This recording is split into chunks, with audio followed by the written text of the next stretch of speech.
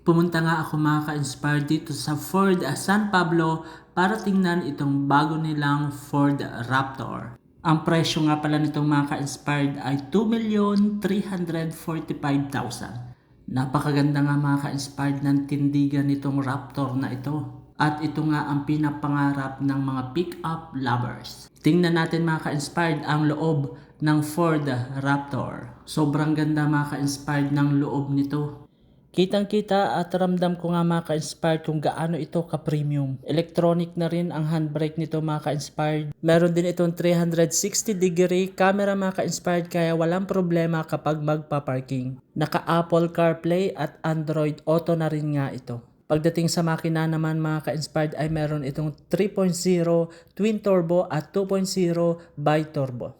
At dahil nga nagustuhan ko ito mga ka-inspired ay bibilhin ko na ito sa 2060.